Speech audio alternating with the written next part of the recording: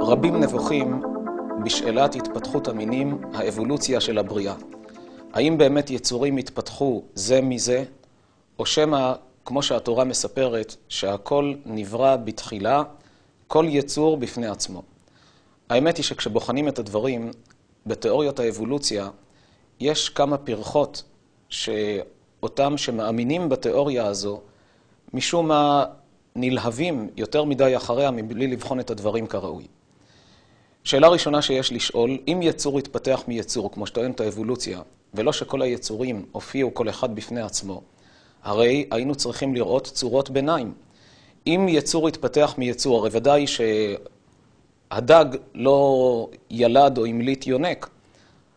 היו כאן אין ספור שנים של תהליך, שינוי, כל יצור שינה משהו עד שהתפתח היצור האחר. הרי כך טוענת האבולוציה.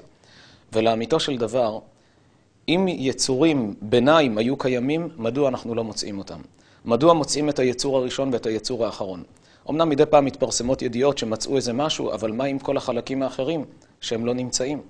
והשאלה היותר גדולה מכך, כדי שיצור יתפתח מיצור, כדי שדג יהפוך להיות זוחל, הוא היה צריך לפתח איברים מסוימים, והאיבר הזה לא יכל להיווצר בשלמותו בתחילה.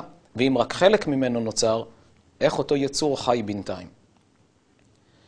בפרט שעל פי האבולוציה, הרי גם התיאוריה הזו מודה שהחיים הופיעו מהדומם. הדומם הפך לחי. ואם כך, מה כל כך קשה לומר שכמו שדומם הפך לחי ביצור ראשוני, כך גם יש דומם שהפך לאדם, יש דומם שהפך לזוחלים, יש דומם שהפך למעופפים, וכן הלאה.